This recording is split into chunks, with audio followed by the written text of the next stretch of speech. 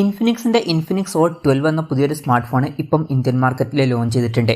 ഈ ഒരു ഫോൺ 9500 രൂപ പ്രൈസ് റേഞ്ചിലാണ് വരുന്നത്. ഈ ഒരു വീഡിയോയിൽ നമ്മൾ നോക്കാൻ പോകുന്നത് ഇൻഫിനിക്സ് ഓട്ട് 12 എന്ന ഫോണിൻ്റെ ഒരു സ്പെസിഫിക്കേഷൻ അനാലിസിസ് ആണ്. ആദ്യം നമ്മൾ ഡിസ്പ്ലേഡ് ആയി നോക്കുകയാണെങ്കിൽ ഇൻഫിനിക്സ് ഓട്ട് 12 6.82 ഇഞ്ചിൻ്റെ HD+ ഡിസ്പ്ലേ ആണ് വരുന്നത്. 9500 രൂപ പ്രൈസ് റേഞ്ചിൽ HD റെസൊല്യൂഷൻ മാത്രമേ വരുന്നു എന്നുള്ളത് വലിയൊരു കംപ്ലൈൻ്റ് ആയിട്ട് പറയാൻ പറ്റില്ല. പിന്നെ LCD പാനലാണ് ഇതിൽ ഉപയോഗിച്ചിരിക്കുന്നത്. പിന്നെ എടുത്തു പറയേണ്ട ഒരു കാര്യം, ഈ ഫോണിൽ 90 ഹെർട്സിൻ്റെ റിഫ്രഷ് റേറ്റ് സപ്പോർട്ട് ചെയ്യുന്നുണ്ട്.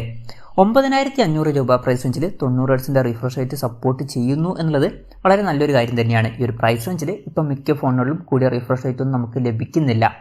അതുപോലെ തന്നെ 150 ഹെർട്സിൻ്റെ ടച്ച് സാമ്പിളിംഗ് റേറ്റും ഈ ഫോണിൽ വരുന്നുണ്ട്. അതും നല്ലൊരു കാര്യം തന്നെയാണ്. ഫോണിൻ്റെ ഫ്രണ്ടിൽ വാട്ടർ ഡ്രോപ്പ് നോച്ച് ഡിസൈനുള്ള നോച്ച് കൊടുത്തിട്ടുണ്ട്. ഈ ഒരു പ്രൈസ് റേഞ്ചിൽ ലേറ്റസ്റ്റ് ആയിട്ടുള്ള പഞ്ചോൾ ഡിസൈൻ കൊടുക്കാത്തത് വലിയൊരു കംപ്ലൈൻ്റ് ആയിട്ടൊന്നും പറയാൻ പറ്റില്ല. പിന്നെ 20.5:9 എന്നുള്ള ആസ്പെക്ട് റേഷ്യോയിലാണ് ഈ ഒരു സ്മാർട്ട് ഫോൺ വരുന്നത്.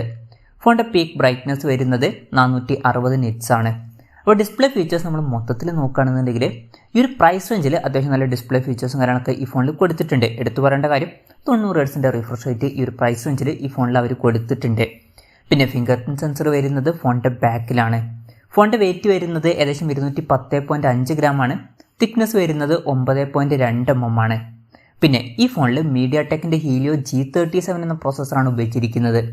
ഇപ്പം ഈ ഒരു പ്രൈസ് റേഞ്ചിൽ ഇത് ബെസ്റ്റ് ആയിട്ടുള്ള പ്രോസസ്സറാണെന്ന് വെച്ചാൽ അങ്ങനെ ഏറ്റവും ബെസ്റ്റ് എന്ന് പറയാൻ പറ്റില്ല. എന്നാലും ഈ ഒരു പ്രൈസ് റേഞ്ചിൽ ഇത് തരക്കേടില്ലാത്തൊരു പ്രോസസ്സറാണ്. പിന്നെ 5G സപ്പോർട്ട് ചെയ്യുന്നില്ല, മാക്സിമം 4G സപ്പോർട്ടാണ് ഇതിൽ വരുന്നത്. ഈ ഒരു ഫോണിൽ 4 GB റാം എടുത്തിട്ടുണ്ട്. അതുപോലെ തന്നെ 64 GB ഇൻറ്റേർണലും വരുന്നുണ്ട്. അതും നല്ലൊരു കാര്യം തന്നെയാണ്. ഈ ഒരു പ്രൈസ് റേഞ്ചിൽ പലപ്പോഴും പല ഫോണുകളിലും 3 GB റാമും 32 GB ഇൻറ്റേർണലൊക്കെയാണ് നമുക്ക് കിട്ടുന്നത്. അപ്പോൾ 4 GB റാമും 64 GB ഇൻറ്റേർണലും വരുന്നു എന്നുള്ളത് നല്ലൊരു കാര്യം തന്നെയാണ്. പിന്നെ LPDDR4Xൻ്റെ റാമാണ് ഈ ഫോണിൽ ഉപയോഗിച്ചിരിക്കുന്നത്. എക്സ്റ്റെൻഡ് റാം എന്നുള്ള ഫീച്ചറും ഇതിൽ വരുന്നുണ്ട്. അതായത് എക്സ്ട്രാ റാം വേണ്ട സമയത്ത് ഇൻറ്റേർണൽ മെമ്മറിയിൽ നിന്ന് കുറച്ച് മെമ്മറി എടുത്തിട്ട് അത് റാമായിട്ട് യൂസ് ചെയ്യും. അങ്ങനെ 3 GB റാം വരെ എക്സ്ട്രാ നമുക്ക് ലഭിക്കുന്നതായിരിക്കും. മെമ്മറി എക്സ്പാൻഡ് ചെയ്യണമെന്നുണ്ടെങ്കിൽ ഡെഡിക്കേറ്റഡ് മെമ്മറി കാർഡ് സ്ലോട്ട് ഈ ഫോണിൽ കൊടുത്തിട്ടുണ്ട്. അതായത് 2 സിം യൂസ് ചെയ്യുമ്പോൾ തന്നെ ഒരു മെമ്മറി കാർഡ് നമുക്ക് സെപ്പറേറ്റ് ആയിട്ട് യൂസ് ചെയ്യാം. 256 GB വരെ മെമ്മറി എക്സ്പാൻഡ് ചെയ്യാവുന്നതാണ്. പിന്നെ DTS സൗണ്ട് ഇതിൽ സപ്പോർട്ട് ചെയ്യുന്നുണ്ട്. 3.5 mm ഓഡിയോ ജാക്ക് ഈ ഫോണിൽ കൊടുത്തിട്ടുണ്ട്.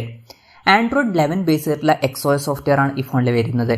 ആൻഡ്രോയിഡ് 11 ബേസ് ആയിട്ടുള്ള സോഫ്റ്റ്വെയർ ഇതിൽ വരുന്നുള്ളൂ. ഈ ഒരു ടൈമിലൊക്കെ ലോഞ്ച് ചെയ്യുന്ന ഒരു ഫോണിൽ അവർക്ക് ആൻഡ്രോയിഡ് 12 സോഫ്റ്റ്വെയർ കൊടുക്കായിരുന്നു. എന്തായാലും ഇതിൽ ആൻഡ്രോയിഡ് 11 വരുന്നുള്ളൂ. ഇനി ക്യാമറയുടെ കാര്യത്തിലോട്ട് വരികയാണെങ്കിൽ ഈ ഒരു ഫോണിൻ്റെ പിന്നിൽ ട്രിപ്പിൾ ക്യാമറ സെറ്റപ്പ് കൊടുത്തിട്ടുണ്ട്. 50 മെഗാപിക്സലിൻ്റെ f1.6 അപ്പേഴ്സിൽ വരുന്ന മെയിൻ ക്യാമറ സെൻസറാണ് ഈ ഫോണിൽ വരുന്നത്. പിന്നെ 2 മെഗാപിക്സലിലെ ഒരു ഡെപ്ത് സെൻസറും അതുപോലെ തന്നെ മൂന്നാമത് ഒരു AI ലെൻസും വരുന്നുണ്ട്. ഫോണിൻ്റെ പിന്നിൽ ക്വാഡ് LED ഫ്ലാഷ് ഒക്കെ വരുന്നുണ്ട്. ഫ്രണ്ടിൽ 8 മെഗാപിക്സലിൻ്റെ f2.0 അപ്പേഴ്സിൽ വരുന്ന സെൽഫി ക്യാമറയും വരുന്നുണ്ട്. ഡ്യുവൽ LED ഫ്ലാഷ് ഫോണിൻ്റെ ഫ്രണ്ടിൽ കൊടുത്തിട്ടുണ്ട്. അപ്പം ഓൺ പേപ്പർ അത്യാവശ്യം തിരക്കില്ലാത്ത ക്യാമറ സ്പെസിഫിക്കേഷൻ കാര്യങ്ങളൊക്കെ ഈ ഫോണിൽ കൊടുത്തിട്ടുണ്ട്. പിന്നെ എടുത്തു പറയേണ്ട മറ്റൊരു കാര്യം ഇതിൻ്റെ ബാറ്ററിയാണ്. ഈ ഫോണിൽ 6000 mAh ബാറ്ററി കൊടുത്തിട്ടുണ്ട്.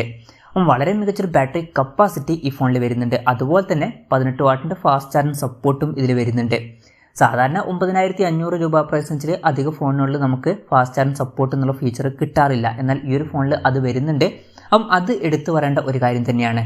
പിന്നെ Type-C ചാർജിങ് പോർട്ടും ഈ ഫോണിൽ കൊടുത്തിട്ടുണ്ട്. അപ്പം ഈ ഒരു ഫോണിൻ്റെ എടുത്തു പറയേണ്ട ഒരു ഹൈലൈറ്റ് ആയിട്ടുള്ള ഫീച്ചർ ബാറ്ററി തന്നെയായിരിക്കും. ഇനി വിലയുടെ കാര്യം പറയുകയാണെങ്കിൽ ഈ ഫോണിൻ്റെ വില വരുന്നത് 9499 രൂപയാണ്. ഓഗസ്റ്റ് 23 മുതലാണ് ഫോണിൻ്റെ സെയിൽ സ്റ്റാർട്ട് ചെയ്യുന്നത്. ഫ്ലിപ്കാർട്ട് വഴിയാണ് ഫോണിൻ്റെ സെയിൽ നടക്കുന്നത്.